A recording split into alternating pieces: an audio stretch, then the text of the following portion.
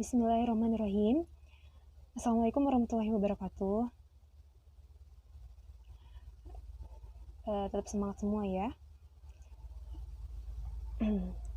Baik, Ibu akan lanjutkan materi kita. Ya, terakhir kan Ibu ngebahas contoh-contoh untuk kuadran 1, 2, dan 3. Nah, sekarang udah yang keempat nih. Ya, relasi kuadran 4, tapi ada tambahan lagi, ada sudut negatif dan sudut yang lebih dari 360 derajat. Ya, sudut kan nggak hanya batas dari 0 sampai 360 derajat aja, ya kan? Bisa dong lebih dari itu, ya. Tapi sebenarnya konsepnya sama juga. Yang penting kamu ngerti, paham 3 tips dari Ibu, ya. Ingat ya, masih ingat ya. Oke, sebelum situ Ibu mau ngebahas dulu sudut negatif sebelum ke contoh-contoh soalnya. Sudut negatif. Nah, kayaknya Ibu sudah pernah singgung di awal waktu ketika kita belajar trigonometri. Kalau masih ingat. Nah, sudut negatif itu di sini kita berbicara arah atau putarannya. Kalau yang positif, yang misalnya Ibu punya kayak contoh-contoh sebelumnya, misalnya sin 120 itu artinya dia tuh positif 120 gitu. Ya. Sin 220 ya, itu berarti positif gitu. Nah, kalau yang negatif itu maksudnya apa? Arah. Kalau kamu belajar di fisika ya tentang gaya, iya gaya ya, Newton perpindahan gitu ya. Nah, itu kan ada tanda min, tanda plus itu sebenarnya nggak usah dibuat lagi. Nah, itu ngebedain apa? Artinya itu bukan besarannya, tetapi artinya diperlambat atau dipercepat, seperti itu ya kira-kira ya. Ya, Ibu sedikit lah ada nyangkut sedikit lah fisikanya ya. Oke. Nah, kalau ini ya juga seperti itu, intinya sama besarnya, cuman arahnya aja. Kalau misalnya yang positif, dia yang berlawanan seperti ini. Berlawanan arah jarum jam, ya kan? Ya, bisa dibayangin ya arah jarum jam gimana ya. Nah, kalau yang negatif, dia berarti yang iya benar, searah ya. Oke, jadi seperti ini kira-kira arahnya. Nah, ini sama. Kalau misalnya di sini titik X, Y ya. Berarti ini titiknya apa sekarang? X, tetap sama X, tapi di sini udah yang Y negatif. Ya, kalau ini kan yang positif. Ini yang negatif, berarti min Y. Seperti itu ya. Paham ya? Oke, bisa dibilang ini kayak pencerminan gitu, ya. Terhadap sumbu X berarti. Nah, di sini perbandingan trigonometrinya jadi ada yang sedikit lah berubah gitu ya. Tapi kalau misalnya kita kaji ulang, ini kan dia di bagian mana? Kuadran mana? 1, 2, 3, 4. Berarti ini di kuadran 4 ya. Nah, sebenarnya sama konsepnya kayak di kuadran 4 gitu ya. Kalau kamu ingat kuadran 4 apa yang positif? All sin tan cos. Berarti cos. Ini cos ya kan? Yang positif ini juga seperti itu. Jadi kalau di sini Ibu buat sin, oke misalnya di sini Ibu buat theta lah ya. Theta. Nah, berarti deminya apa? Ya, X, sorry, ini kan berarti. Nah, ini apa? Ini sama dengan apa? Ini kan, min Y kan? Nah, berarti min Y per R.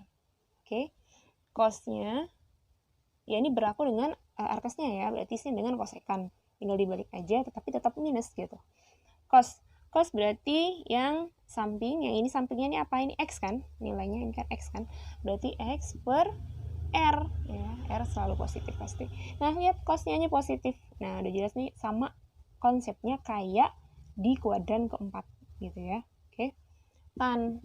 Nah, tan bener ya negatif ya. Coba. Tan itu apa?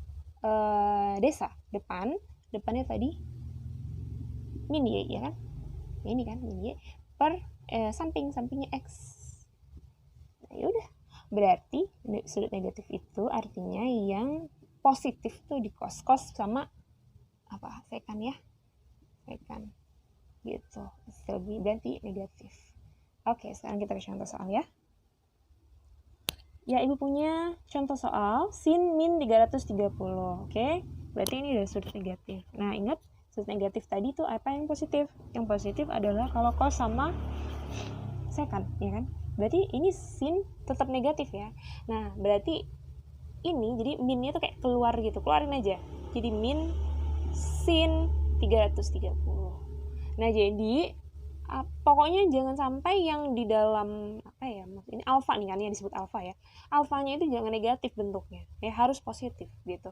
Oke. Nah, jadi walaupun disebut negatif, yang alfanya itu harus dipositifkan ya, biar kamu paham dong untuk tahu nilainya gitu ya kan ya.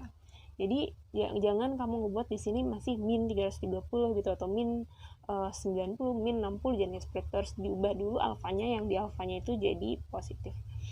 Nah, ya udah, di sini kita baru pengerjaannya biasa, min sin. Nah, artinya kita tahu sin 330 ini yang pertama apa tipsnya, di kuadran mana? Kuadran 4 ya. Kuadran 4 berarti pilihannya ada 2. Mau kamu pakai 360 dikurang atau 270 ditambah ya.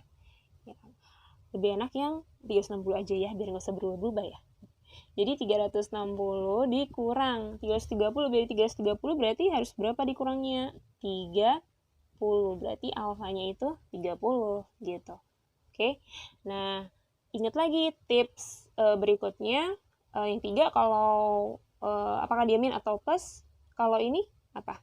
Kalau di kuadran 4, sin tan cos. Berarti sin ini masih negatif. Berarti gini nulisnya ya. Berarti nilainya ini nih, sin ini itu negatif gitu. Negatif. Jadi beda dengan yang negatif ini. Kalau yang ini, maksudnya min di sini ini adalah punya sudut negatif yang ini. Gitu. Jadi beda ya. Paham ya? Dia beda gitu. Oke? Jadi artinya min yang di sini adalah meaning dari sudut negatifnya. Kalau yang ini, negatif yang ini muncul karena dia di kuadran 4, kalau sini negatif gitu. Oke? Ya udah, jadi nulisnya begini, min sin berapa sekarang? Kan nggak berubah ya, karena kita pilih genap kan, 36. Sin 30, alfa 30. Ya udah, berarti min sama min jadi habis, plus maksudnya. Jadi tinggal sin 30. Sin 30 berapa? Setengah. Artinya sin min 330 itu adalah setengah. Paham? Gak paham tanya ibu ya.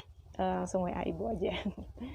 Oke, kalau misalnya ada kesalahan hitung, ya ibu sebelumnya ada tuh, maaf banget ada kesalahan hitung. Tapi insya Allah bukan kesalahan konsep. Kalau misalnya konsep ibu benar-benar langsung merasa bersalah banget dan akan langsung memperbaiki. Tapi kalau misalnya masih hitung, nggak apa-apa lah ya, paham-paham aja lah ya. Oke, sekarang kita masuk ke contoh kedua lah ya. Masih kurang ya contohnya, 2 aja lah tapi ya. 2, yang kedua, ibu mau punya apa ya? Secant deh. Secant min 225.